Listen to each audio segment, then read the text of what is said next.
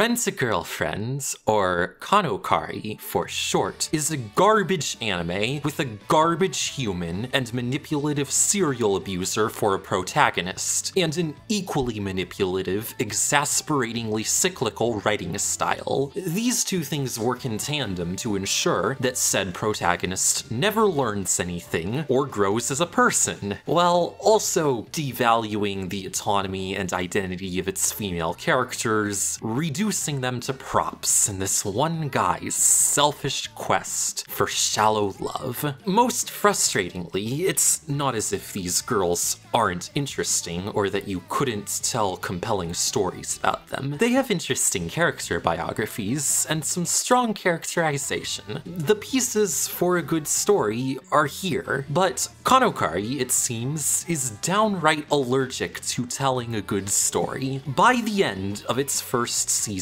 12 episodes, which make for some of the most unrelentingly misogynistic, rapey, generally hateful bile I've ever had the displeasure of viewing, nothing has happened, no one's learned anything, and there are no consequences for any of it. If you're familiar with my channel, you'll know I am not in the habit of dedicating videos to tearing down things I don't enjoy, and until now, every video I've made has been about something I liked. Generally, I consume media that I like, and if I don't like something, I won't keep engaging with it. When I started watching Kanokari, I wanted to like it. To be sure, I didn't expect much of a show with a title like Rent-a-Girlfriend, but nevertheless, I want to like everything I watch. And I did like it at first, or at least I was curious to see where it would go and how it would develop. But over time, the show's appalling view of relationships and gender relations became impossible to overlook, and it became clear that the story wasn't going anywhere, and thus I came to retroactively despise almost every minute of it. By that point, I had gotten so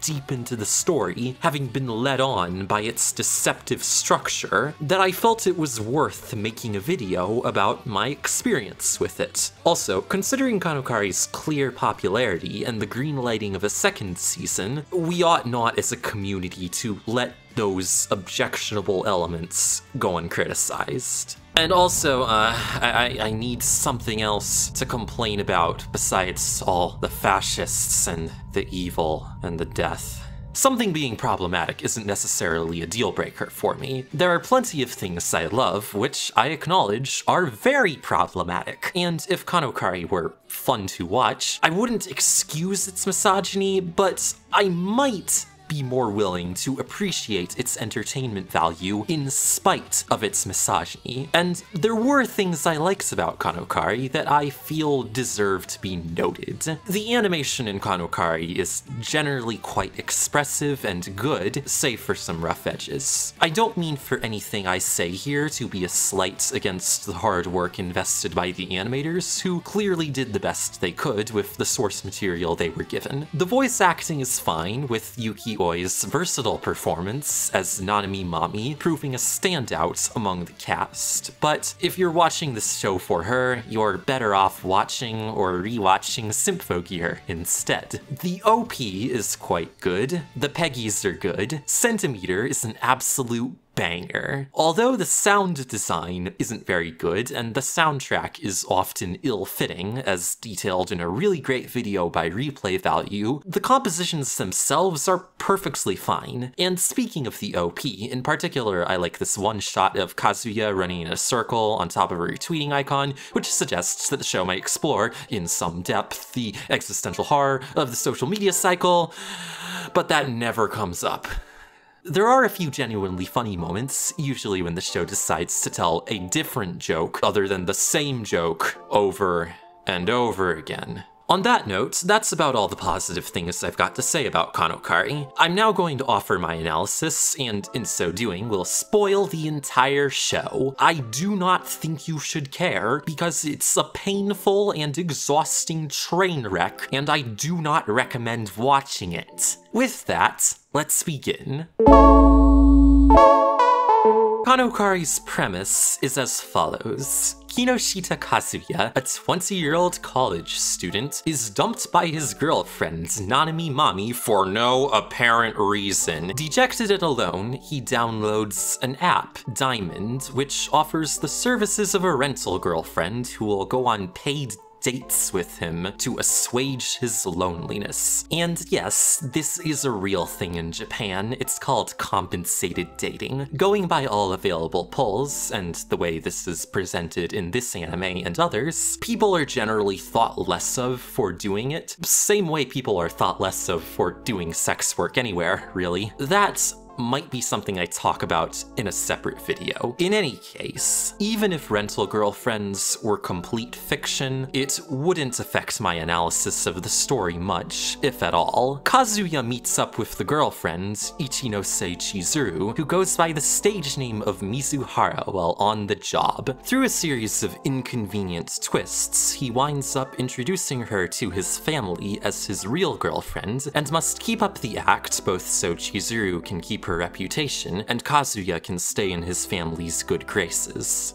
They try several times to simply end the fake relationship, but all kinds of bullshit coincidences keep happening to prevent them from doing that. This entire story is propped up on a string of bullshit coincidences, which I'll admit was entertaining at first, but it gets very annoying once it's shown its hand. In most episodes, Kazuya and Chizuru, or whatever other girl he's creeping on that week, find themselves in some sort of awkward position, which threatens to oust their relationship as fake. In every episode where this happens, Kazuya lies to get out of this situation, Chizuru plays along with his lies to avoid being outed as a rental girlfriend, or Kazuya is on the verge of admitting the truth or otherwise making a superior decision when something or someone stops him from doing a character development. Writing this way wouldn't necessarily be a bad thing if the purpose were to dig Kazuya and Chizuru into a slightly deeper hole that they would then have to dig themselves out of later, with all of their earlier lies being revealed as false, and that paying off in some way. And I would probably want to actually see that happen, and see the story move to some new place from that. However, Kanokari instead uses this pattern to cop out of ever having to tell a proper story where things happen. Kazuya's central character flaw is that he's a horny, abusive, misogynist asshole. Though the show keeps pointing this out and suggesting he might change sometime, if you keep watching,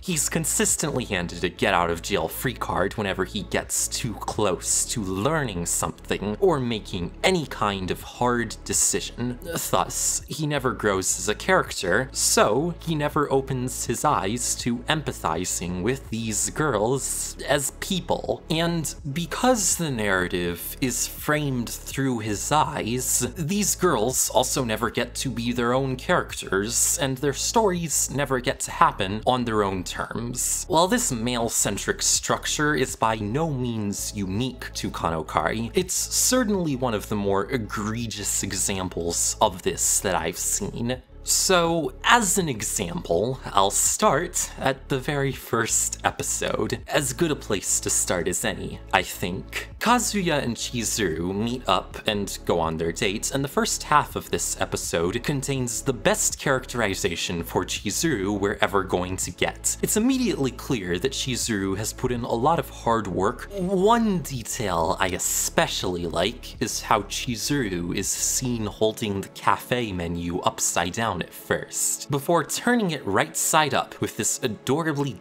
ditzy, wide-eyed oops, something she definitely did by accident. The only immersion-breaking moment of her performance is when she motions for Kazuya to pay her, something that our attention is immediately and abruptly called to before he hands her her pay, and the date continues. They go to the aquarium, they hold hands, time's up, and they go home. Kazuya feels conflicted about the nature of the date, so he goes and reads Chizuru's user reviews on the Rental Girlfriend app, only to learn that the girl he paid to pretend to be his girlfriend was pretending. How shocking.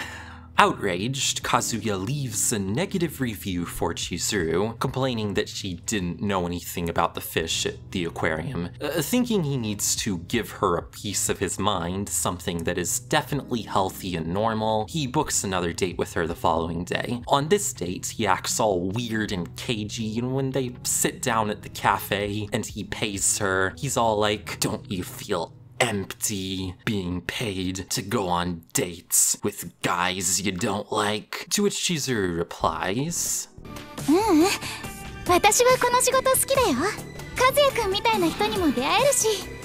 Kazuya isn't convinced, but I certainly was. The story seemed to be hinting that it was going to explore Chizuru's perspective later on, and maybe say something about why Chizuru chose a job like this, what she's getting or not getting out of it, and how she feels about it. And exploring the topic of compensated dating and why people might do it, or even enjoy it, is interesting. Chizuru is a performer, and her stage is real life, and especially as there is an element of performance to my job as well, I think that's interesting. Kazuya and Chizuru go to the aquarium, and this time, she knows about the fish. But instead of acknowledging the work she's clearly gone to go out of her way to satisfy Kazuya, Kazuya instead shouts at her about how fake she's being and how stupid it all is, that this won't last more than a day, and so on and so forth. This draws the attention of the other aquarium visitors, and so Chizuru pulls him aside to chew him out. どういうつもり？バカなの？こんなところで大声出してみんな見てるじゃない。だいたいさっきから何？ This scene is easily the best in the entire show. It's so satisfying to see Chizuru drop her girlfriend persona and air her grievances in an entirely justified tirade that is readily and immediately relatable to anyone who's ever worked basically any job dealing with people, ever, and also to gig economy workers. 大体私の満足度1ってどういうこと？私あなたに何か変なことした？あれでレビュー 0.3 も下がったんだからね。 Kazuya is apologetic, and for the first time, it seems as if he might be about to learn something. Maybe we, along with Kazuya, might learn more about Chizuru and her position, why she likes being a rental girlfriend, if she likes it, and that even if she's performing, that doesn't mean she's not having a good time, or that her intent is malicious or insincere. Maybe the story could explore how she enjoys the labor of her job, but her relationship to that labor, and those for whom she performs it, dulls her enjoyment somewhat. Again, like being a YouTuber.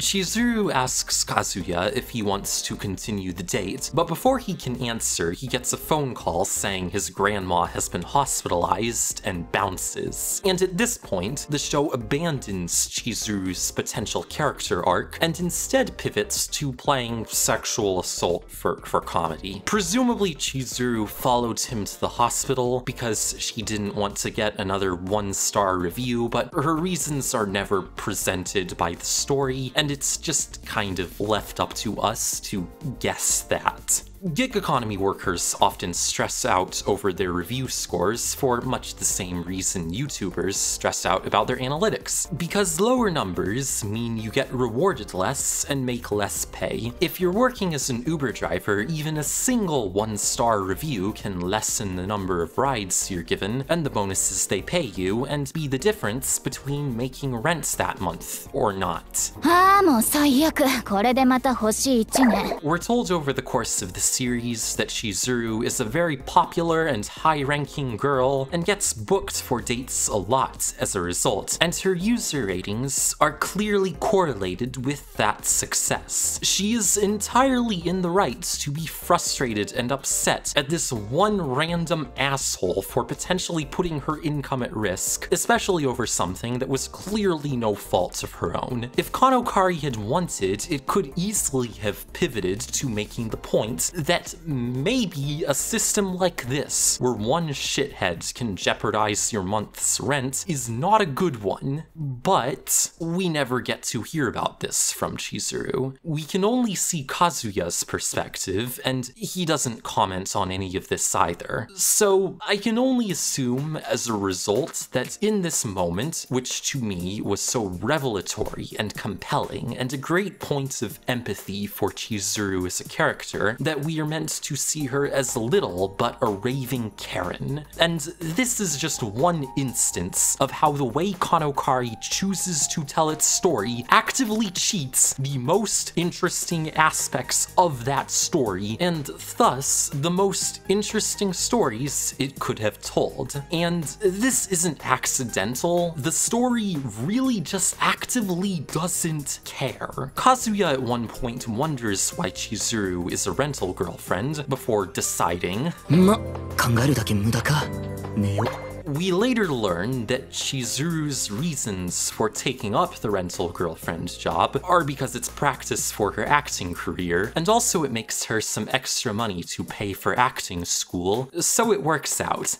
That's an interesting story. That's something I would have liked to see, instead of just being told about it. The reveal of this information is positioned as some kind of a twist, like we're supposed to be shocked or something. Kazuya is literally blown away to find out that Chizuru has a life outside of him and the other men she sees, as if that's not a perfectly normal thing. And when she says that she's going to quit being a rental girlfriend to pursue her acting career, the framing of it is, oh no, Kazuya won't get to see Chizuru anymore, which would be quite good, actually. But of course, Chizuru has to right away reassure Kazuya that they can still see each other, just so you know that the story won't end, or have anything interesting happen. Kanokari is unable to frame any of these girls in terms not defined by their relationship to Kazuya. Watching the anime at first, I naively hoped that maybe this might change, or at least Kazuya might grow into a worthwhile character, but no. This is a problem that continues to plague it till the very end. So much so that Kanokari is willing to imply that death would be preferable to these women being single.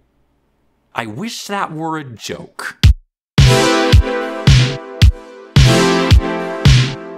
Through another string of hilarious comedy hijinks and bad writing that I'll spare you the details of, Kazuya gets on a ferry with Chizuru in episode 4. During this ferry ride, Chizuru gets seasick and, dazed, falls into the sea. Kazuya's reaction, a reasonable one you'd think, is to dive off of the boat and go save her. Setting aside the fact that this show just threw us another random twist to rope us into watching the next episode, this plot point later becomes incredibly frustrating when the show decides that Kazuya saving Chizuru's life means that he really loves her. 相手のために命かけたんだ。これが好きじゃなかったら何が好きなんだよ。The unsaid logical inference being that if Kazuya didn't love Chizuru, he would have let her drown and die. And the show keeps saying this. Every time Kazuya wonders if he actually loves Chizuru, it's all like, oh yeah, my body moved on its own. I was all like, coming to her rescue. That must mean we're destined to be! 私、しゅんくんに聞いたんです。和也さんは千鶴さんを助けるために海に飛び込んだって。お二人は誰もが羨むラブラブカップルなんですよね。Do I have to explain why this is bad? I mean, no, I don't, and I shouldn't have to. I feel like it's pretty self-evident why that's bad, but I'm gonna explain why it's bad anyway. Everyone who sees two folks of the opposite sex spending time together, and I do mean everyone, even the fucking extras, assumes that the girl and the guy are involved and that they've made rough, passionate love to one another, or at least are planning on doing so, or should do do so, even though there are plenty of other reasons why they might want to spend time together. That's never acknowledged. What this framing assumes is that it's only natural for a woman to be an accessory for a man, and that if a woman fails in that department, they are best off dead, apparently. Even the most charitable reading of this plot beat is that it's acceptable for you, a man, to let a woman die if you don't love her. Oh, okay, that's not entirely fair. In the next episode, the Coast Guard shows up, and surely Kanokari isn't trying to imply that the Coast Guard wants to fuck Chizuru, although considering all the other shit this show pulls, I wouldn't be surprised. But I think it's more likely the show's saying it would be fine for a lifeguard or a Coast Guard person to rescue Chizuru because they're getting paid, not because Chizuru's life is valuable, but because they're getting paid. And I know the show thinks along these lines because it tells us that that is exactly why Chizuru saves Kazuya. So after Kazuya gets Chizuru out of the ocean, he passes out, presumably because his lungs are full of seawater and possibly oil from an oil spill, so he might die. Have no fear, because Chizuru is here, now that she's regained consciousness, to give Kazuya CPR and save him from dying, like a decent human would, except the story does not frame it that way. Both Kazuya and Chizuru's inner monologues are concerned with the fact that if Kazuya had died, Chizuru might have gotten in trouble with the rental girlfriend agency, or at minimum would lose Kazuya as a source of income. あの人工呼吸だって客を守っただけ。それがあいつの仕事なんだ。That's the two reasons why you would save someone's life. According to Kanokari, the only two reasons. Either you want to fuck them, or they're paying you. 本当の彼女でもないのにこんなことするなんて。本当バカじゃないの。レンタル彼女だって言ってんじゃん。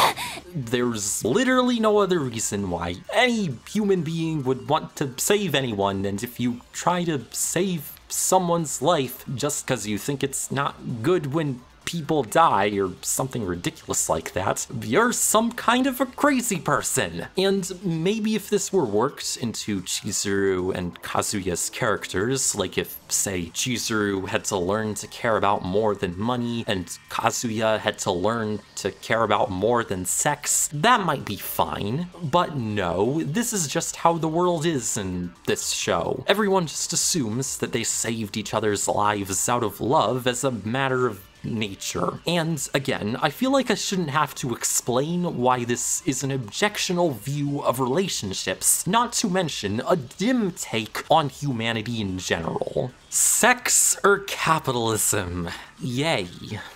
And on the note of love as a matter of nature, I'd now like to pivot to Kanokari's first blatant instance of queerphobia in the introduction of the character of Sarashina Ruka.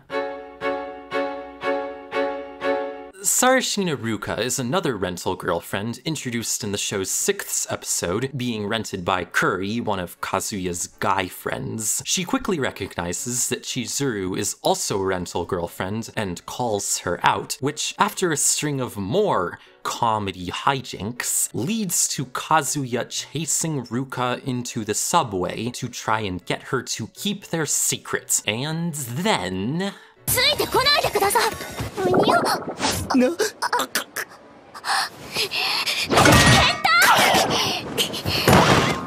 Okay, so this scene is actually not the worst scene in the show, nor even in this episode, because at least in this scene, Ruka's character has remained consistent. She didn't like Kazuya before, and she doesn't like Kazuya now. It's still bad because the groping is played off as an accident, and the narrative is biased towards Kazuya's side, but at the very least, we know Ruka doesn't like Kazuya, and she has no reason to, because he's obviously a creep. The integrity integrity of Ruka's character has not yet been compromised. Later in this same episode, Ruka comes to Kazuya's college, takes him into an empty classroom, and demands that he hug her. During this encounter, the heart rate monitor app on her phone records a BPM of 90. So she bounces and then follows Kazuya home, where...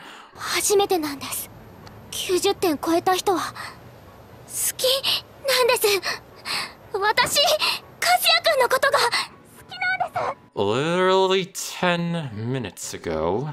恋人偽装、ストーカー、セクハラ。これで前科3犯です。So, this is a change development?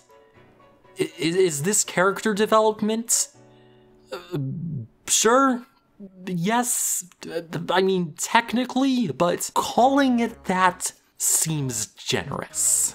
So, Ruka has a heart condition. Her heart is beating at an abnormally slow pace, what's known as arrhythmia, and this is correlated with how she's never found any boys she likes, because all that matters in a boy in this world is that they make the girls go doki doki. This doesn't make any sense from a character perspective, as Kazuya points out. She has no reason to fall for him, and I would agree, she doesn't like him, or at least she didn't less than 10 minutes ago. 恋人偽装、ストーカー、セクハラ。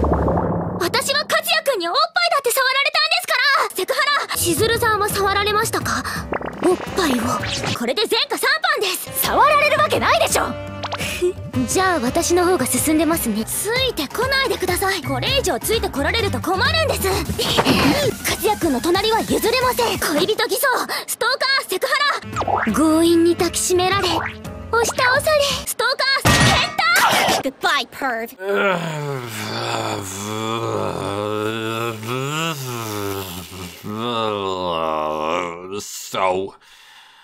So, instead of some characters working through their emotions and having arcs and developing feelings for each other and so on, it's just everyone in this world has the magical compass of their heart leading them to their significant other and future spouse.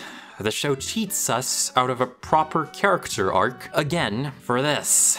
This was when I started to really hate Kanokari. Ruka tries to get Kazuya to date her, just incessantly pestering him. Please, be my boyfriend. Be my boyfriend. Be my boyfriend. And Kazuya is just like, no. Hell no.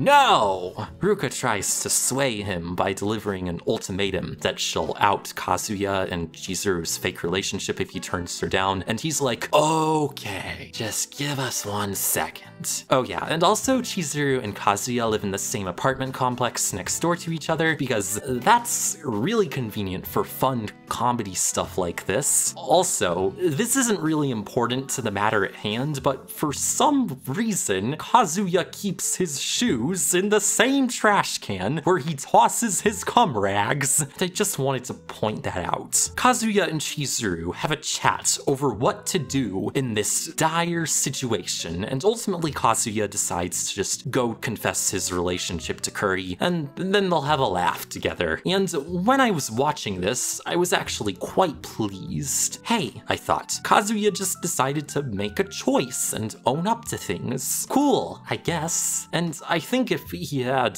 gone to Kuri and the episode had ended there, it would have been fine, I guess. It would have felt like the story was going somewhere, finally, at least, maybe. But then Ruka suddenly barges into the apartment, sees that Kazuya is trying to flee, and then chases after him, wailing like a child. This high school senior throws a goddamn temper tantrum in the street over this dude who's done what? Stalked her, groped her, made her heart beat fast.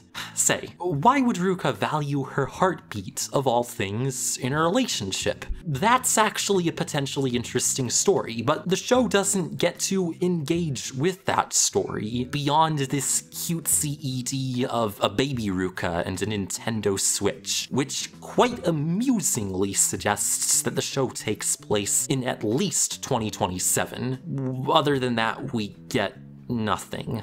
This ED is infuriating to me because after a whole episode of not giving a shit, it's been completely unearned. It shows Ruka's story in less than 2 minutes after a whole 20 minutes of no story. Not a story about Ruka anyway, just Ruka deciding that she likes this horny misogynist creep because her heart beat faster. I would have preferred no context or backstory to Ruka whatsoever, as opposed to the show rubbing in my face, hey, look, just to show you how much we do not give a shit, here's the cliff notes for the more interesting story that we decided not to tell. The show doesn't care about Ruka because Ruka is just an accessory, a fucking Christmas ornament to this pisshead's girlfriend quests. Kanokari could have devoted a whole episode or two to revealing Ruka's story and her character, made her actually matter, but no, it had to waste our time with this aphobic bullshit. Not only having the audacity to propose the disgusting notion that all Ruka needed to complete her was the right man, but to suggest that the right man is this fucko of all people who has absolutely no respect for boundaries or women or himself, and it's not like this is a tall order. Just give a shit about the characters that you wrote! The Monogatari series, an irreverently hilarious, surprisingly surreal, and unabashedly Japanese harem anime about a delicious and deliciously hot ex-vampire working with a hobo exorcist to keep demons at bay in his sleepy rural Japanese hometown, is an anime I wholeheartedly adore. I will eventually make a whole video about it. I promise. I will get to it. I'm sorry I've let that Patreon goal sit for so long. I've been trying to find space for it, but I promise I will get to it. Like Kanokari, Monogatari deals in some anime tropes, but it at least is more artful and tasteful about it most of the time. But unlike Kanokari, Monogatari actually gives a shit about its characters. With few exceptions, the stories are generally structured as follows. A girl has some kind of supernatural affliction or demon inhabiting or cursing her that's causing some form of discomfort and is generally some sort of a manifestation of or metaphor for the girl's personal life issues. For example, in the first 2 episodes, which comprise the Hitagi Crab arc of Bakemonogatari, Senjo Gahara Hitagi is introduced. She's a girl who lacks weight for reasons, and Araragi Koyomi, the hot ex-vampire, offers help to her after she stabs him in the mouth with a stapler. Hitagi meets with the hobo exorcist, Oshinomeme, who in the 2nd episode helps her exorcise the crab demon stealing her weight. In that episode, we learn all about how her parents divorced and her family broke up after her mom got wound up in a cult. She has to expose and resolve all of that history and her hang-ups over it, and the crab is dealt with, and then the story moves forward. And what's notable about this arc is that most of it has nothing to do with Araragi. He guides Hitagi to find her answers, and he's narrating the story, but for the most part, he's not the active agent of this story. He's just there. Senjo Gahara gets her time to shine, and Araragi, for the most part, doesn't get any more characterization than is immediately relevant to the plots at hand. And this is the case place in most Monogatari arcs, because the series recognizes that ultimately Araragi is not an especially interesting character. He's the point of view character and the point of empathy for Monogatari's intended straight male audience, but ultimately the stories are all about these girls and their deals, and it's great. It strengthens the female characters because they get to have their stories, happen, and there's enough weight and texture given to them that their entire character arcs don't rest on Araragi's existence. Each of these girls have lives independent of him and of all the other girls and other characters, and that means that they can and do have their own arcs that barely involve Araragi. It also strengthens Araragi as a character, because when he does take the position of protagonist, it's because the series has something it wants to do with him, and his story is actually going somewhere. And it's also more palatable because we haven't been spending all this time hearing all about Araragi and being told that the world revolves around him while he steals away screen time from all of these other, more interesting characters. Monogatari is not the only series to work this way, but it does do this exceptionally well. Kanokari, meanwhile, can't tell a story about a woman without involving a man. It can't give these characters any purpose beyond Kazuya. This isn't just bad in a hashtag problematic kind of way, it's also fucking boring, although it is also hashtag problematic. If Ruka had been written differently, she could have easily fit within a similar formula. Instead of cramming all the backstory about Ruka's heart condition and how she was never able to get excited about boys into this 2-minute ED that is then never again relevant, Kanokari could have had Kazuya's perspective introduce us to her and then pivoted to tell us her story. Ruka could have had some context as we would learn about her life and a reason why she's so preoccupied with her heart rate. Maybe she's a medical science student aiming for a career as a doctor and knows a lot about medicine and the heart and human anatomy in general. Maybe her devotion to her medical studies means that she places a whole lot of stock in her physical status as the determining factor in her quality of life, and that's why she factors it into her love life as well. Maybe when she finds that the guy who makes her heart beat fast is Kazuya, her gut reaction is no, this can't possibly be right. Why would she feel attracted to this guy? Is she attracted to this guy? We'd have a few more episodes where some other stuff happens, and then later on, Ruka realizes that, hey, actually, this relationship with this guy I don't like, who I got into only because I mistakenly subscribed to some magical thinking that my heartbeat would lead me to the one, that ain't working out so good, actually. Who could have guessed? So she discards that way of thinking about love and decides to accept that maybe not liking boys is fine, actually, and is happier overall for it. Maybe she doesn't feel super attracted to boys because she's ace, but that simply wouldn't fly because Ruka isn't allowed to remain unattracted to guys. As soon as she falls in love with Kazuya, any sense that she might not be romantically or sexually attracted to men is straight washed away in favour of forcing Ruka into the harem.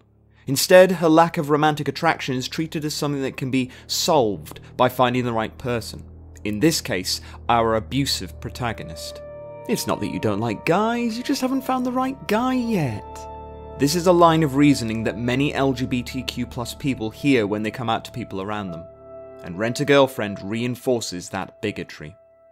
That quote is from an article by AniFem writer Raghava Kovali, Rent-A-Girlfriend and the Hyper-Realization of the Waifu, which should be live by the time this video's done.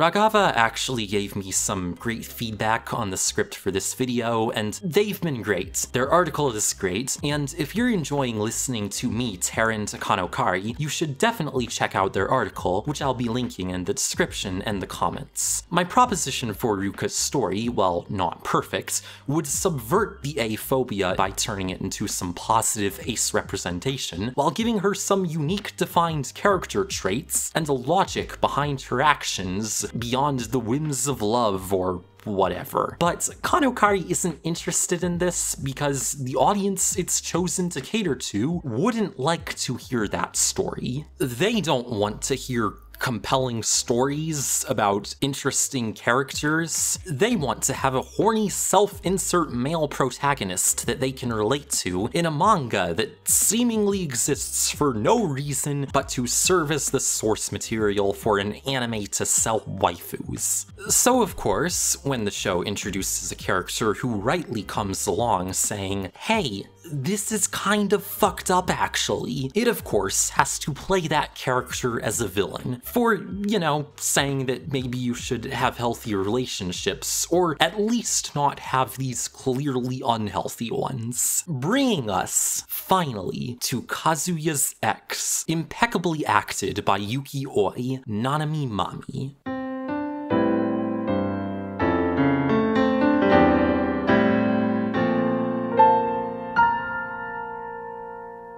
Nanami Mami is Kanokari's most coherent female character overall, but as with all the women in the show, the relative strength of her characterization is let down by the fact that we never get to properly hear from her. We only ever see her through Kazuya's eyes, and those eyes are biased towards being a horny misogynist piece of shit. In the first episode, Mami's breaking up with Kazuya is framed as if it came from utterly nowhere whatsoever. Kazuya clearly doesn't know why she broke up with him, and doesn't have any idea why she blocked him on social media. From the framing that we're given in the first couple of minutes, Mami seems like a villain, someone who's ruined Kazuya's life by dumping him on his ass. But given the behavior we see from Kazuya in the following episodes, stalking, assaulting, manipulating, and coercing the other girls into doing what he wants, and generally being a creep, cutting ties with him is an entirely sensible action for Mami to have taken. She even cites exactly this sort of behavior in the second episode, when she sees Chizuru and Kazuya together after his guy friends invite them to come have drinks, and she tries to get them broken up. 毎回手つないでこようとするし、ご飯もやったら深夜までやってる居酒屋だし、やっぱカズくんも男の子なんだなって。Mami's stated grievances are completely contiguous with what were shown in the rest of the series, and are justifiable grievances at that. She really doesn't like Kazuya, and she thinks that everyone else should stay away from him, and tries to make that clear as day by outing his abusive behavior. But because this show is written in such a way that Kazuya will never have to face any consequences for his actions, Mami's complaints are first framed as her trying to ruin everything for Kazuya, and then, to really drive home how wrong she is, Chizuru stands up for Kazuya, saying not to badmouth her boyfriend. Diegetically, there's a completely valid reason for Chizuru to do this. She doesn't want Kazuya to give her another one-star review and jeopardize her income, but the story never tells us this, and as a function of the narrative, Chizuru's defending of Kazuya is meant to delegitimize Mami's accusations, and make us generally feel like she's wrong and it's okay. If it were framed from either girl's perspective, this scene could be greatly improved, but all we get is Kazuya's viewpoint, and all Kazuya sees is his bad behavior being excused. Even if he were willing to admit that Mami's complaints are valid, he'd probably say that that was old news, and he's a different man now, and so it's okay, and yeah, no. In any case, because this doesn't work, and also because Kazuya later tells Mami that he wasn't hurt by her bad-mouthing him because his sense of self-worth is already in the toilet without her help, Mami decides instead that she needs to do something more covert and elaborate to get Kazuya and Chizuru Chizuru broken up. So in the following episodes, she tries to trick Kazuya into thinking she regrets breaking up with him and wants to get back into the relationship. So, okay, let me just say that the first time I watched this, I was very confused about what exactly Mami was trying to do. She didn't seem to like Kazuya before, and yet now she was trying to get back with him. The only time the story actually tells us what her intention is when she's rage tweeting about it on a private Twitter account, but that's very brief, and it kind of slipped me by on my initial watch of the series. I suppose she's wearing this all-American swimsuit at the beach, though, signifying her as a tyrannical romance imperialist. So that's something. My point being, Kazuya's limited perspective being prioritized to the point of excluding all other points of view is not only tedious and irritating, but actively makes the story harder to follow. Until Ragava pointed out to me what was going on upon reading a first draft of my script, I was under the mistaken impression that Mami had changed her mind and was genuinely trying to get him back, but upon Kazuya's rescue of Chizuru, presumed that he still loved her for real, same as everyone else did, and decided to stay broken up. Speaking of, I don't actually know what Mami thought of Kazuya rescuing Chizuru. If the show at any point told me, I missed it, and I'm not going to subject myself to another rewatch just to double check. This problem is not exclusive to Mami, but it is where the problem is at its most egregious. Out of all the girls, Kanokari is perhaps the least interested in entertaining Mami's version of events, and I can only presume it's because she's been deemed the villain, and therefore her perspective is invalid. Also, Mami is an angry bi and or lesbian, and Kanokari is homophobic.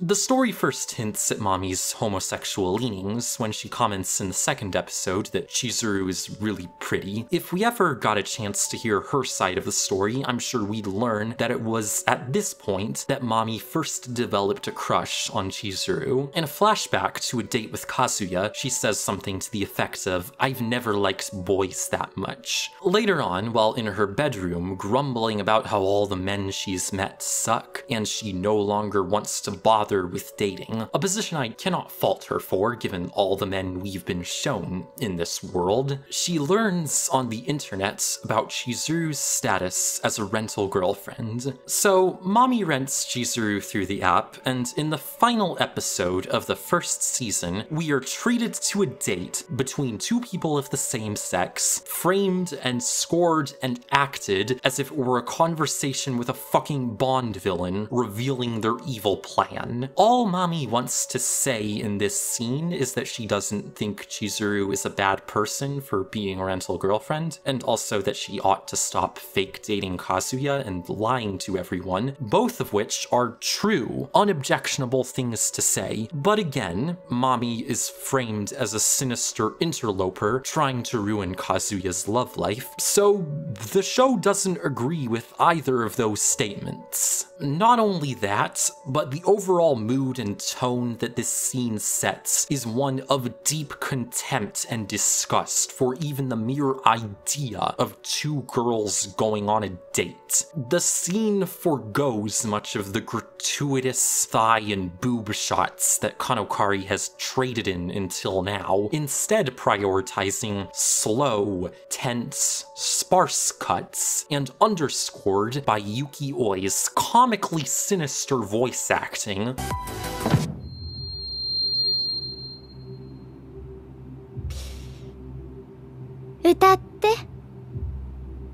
And the blatantly foreboding music. It wants you to think that this is unnatural and wrong, and in case there was any doubt, Mami, being the one painted as the villain of this story, goes and says, and all of this sucks and is bad. But still, Mami's motivation to break up Chizuru and Kazuya has clearly remained the same, and so her character is the most consistent in the show, apart from Sumi, who I'm sure the manga ruins later, and I'm not going to talk about her because she's barely in the anime. But to add onto the pile of relatively pedantic writing inconsistency criticisms I've been making for much of the video, one line in this scene stands out as out of place. それにカズくんもかわいそうだよ。レンタル彼女がいる限り本当の彼女もできないし。 The reason why this doesn't track is because when she was trying to break up Chizuru and Kazuya earlier in the show, it seemed evident that she didn't want Kazuya to have any girlfriend. I suppose it's possible she's lying when she says this, but once again, I don't think the show cares. Whatever the case may be, it segues nicely into the last overall point I have to make about Kanokari, and the most not unique to me. The toxic notion that Kazuya needs not to work on making himself a better person, but to complete himself with a girlfriend.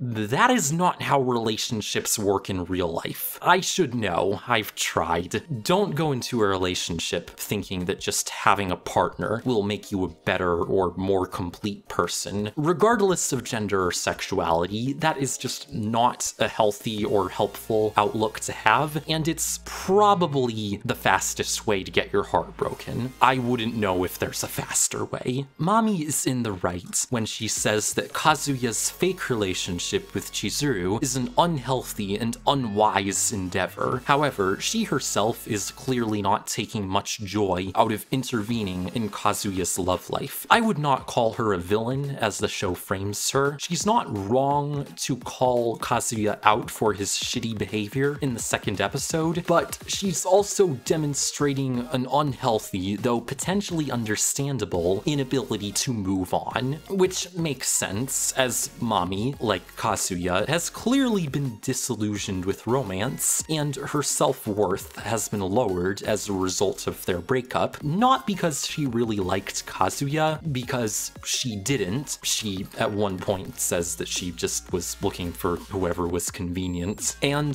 arguably, Kazuya didn't like her either. It's because, rather, she and Kazuya have both failed to meet the patriarchal standards of this world. Mami is the most subversive character in this story because she has come the closest to challenging those standards. And that's a tragic and potentially compelling story. There is potential here for these characters to come to see the wrong in how they view relationships, to reform their views and change for the better as a result. But that won't ever happen because the very thing I am suggesting should change is the appeal of Kanokari. By the story's logic, it's not the rules of the game that are wrong, it's just that these people are pathetic and hilarious for playing it wrong. Kanokari saddles its characters with unreasonable standards of what a romantic relationship should be, and it thinks that those standards are good.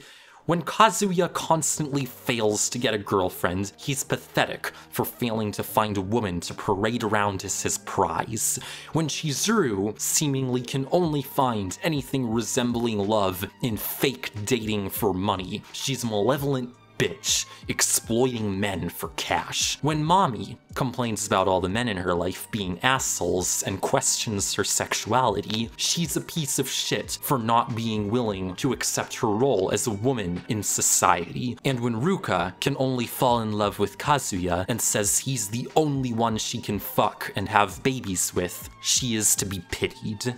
And Kanokari, through its manipulative writing style framing things this way, through its constant string of contrived coincidences and hacky character writing, its constant turning away from all the interesting stories it might have had to tell, preserves this status quo, making for a frustrating, exhausting, existential nightmare of an anime. I haven't read the manga, but I've been told that basically nothing has changed and it's continued to spin around in its little circles forever. I'm sure I would have nothing new to say about it, and I'm not going to waste my time on that. What's probably the most actively irritating thing to me about Kanokari, other than the misogyny, the aphobia, the homophobia, its view of sex work as illegitimate, and so many of the other things that I didn't have time to cover in this video, is that it thinks this is entertaining. It thinks this is funny to point at these pathetic people who failed at the game of love and laugh at them as they continue to fail to meet the story's archaic standards. It thinks this is the most hilarious thing in the world, and for that, it is quite possibly one of, if not the cruelest, most mean-spirited, most sadistic anime I have ever had the displeasure of viewing.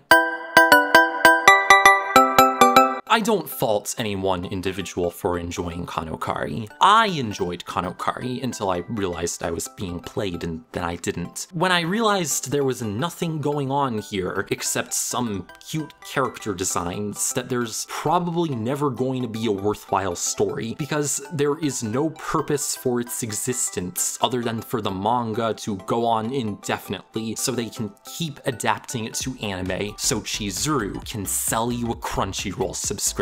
Borrowing this point from Ragafa because I have no better idea for a conclusion. Read their article, by the way. It's very eloquent and goes a bit deeper into some other points about the show that I agree with but didn't make a lot of time for here. I'm not immune to waifus. I like Chizuru, I like Ruka, Mami's nice, Sumi seems fine. They're all good girls, or at least good character designs for theoretically good girls. And if you genuinely enjoyed this show and are excited for season 2, presumably for the girls since the writing is garbage, I think that's fine, but do consider that you're being played. Chizuru's just a girl in the gig economy trying to make rent and eat, like me, by the way, patreon.com/joystick. But Crunchyroll trying to sell you their service and their merch. They're not. They're a corporate enterprise owned by a company, owned by another company, owned by AT&T, and in fact, they employ and systemically exploit a whole bunch of gig economy workers for their anime subtitles. And that's why the show, and others like it, exist to sell lonely otaku weirdos, of which I freely admit to being one, the fantasy of an uncomplicated relationship with a girl who never challenges your worst flaws. There's nothing wrong with having a waifu, or a few waifus, but there is plenty wrong with being devoted to a waifu and letting such an obsession dominate your life at the expense of real relationships, self-care, and/or your bank account. If in the short term, indulging in the fantasy from time to time makes you feel good, and you recognize that it's not real and waifu healthily and responsibly, that's fine. No ethical waifuing under capitalism, as they say. Is waifu a verb? It is now? Whatever. When my haters, I don't got them. I'm not famous, no. It don't matter what my name is, I don't got one. I'm not famous, no. And I don't hate it, no. You never heard of me, or the weird shit I do and say. That's my favorite thing, that I'm not famous, no. And I'm never on TV, throwing up on an LA street. Nobody judges me, cause I'm not famous, no. Paparazzi is at an all-time low. Paparazzi, they don't care where I go. When my haters, I don't got them. I'm not famous, no. It don't matter what my name is, I don't got one. I'm not famous, no. And I don't hate it, no. I'm not famous, no. I'm not famous, no. I'm not famous, no. And I don't hate it, no. You never overheard that I blew 20 grand on shirts. Nobody knows my quirks, cause I'm not famous, no. Everyone got their habits, but you'll never hear what mine is. Best thing about my life is I'm not famous, no. Paparazzi, you're setting all time low. Paparazzi, they don't care where I go. Where my haters, I don't got them. I'm not famous, no. It don't matter what my name is, I don't got one. I'm not famous, no. And I don't hate it, no. I'm not famous, no. I'm not famous, no. I'm not famous, no. And I don't hate it, no. Hate it, hate it, no. Hate it, hate it.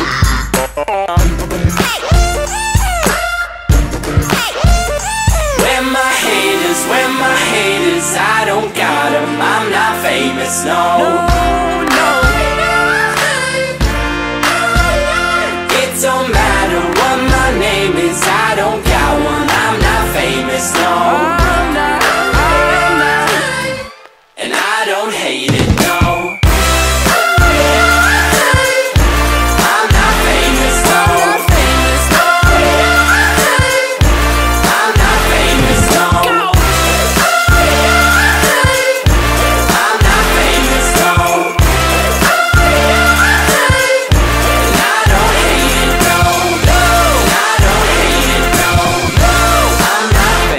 No. Anyway, there are plenty of other shows with actual stories that progress and aren't quite so generally misanthropic and frustrating as Kanokari, and also have equally great or better waifus who are also treated like actual characters in the stories that they're in, and you should just watch one of those instead. Personally recommend Bakurina if Monogatari's too het and or too long for you, or if you're looking for something more recent, you could watch Salt Lily Bouquet, which is going to be a lesbian harem. That looks like that's going to be great, I hope. Thanks to all my patrons who supported this finely hinged rant, including Alf, Athiet, Awu, Cassandra, Eli Bergmoss, Eli V, Firesteel, Genevieve, Hikari no Yume, Nishwart, Scimitar, and Tis. And thank you for watching, and bye.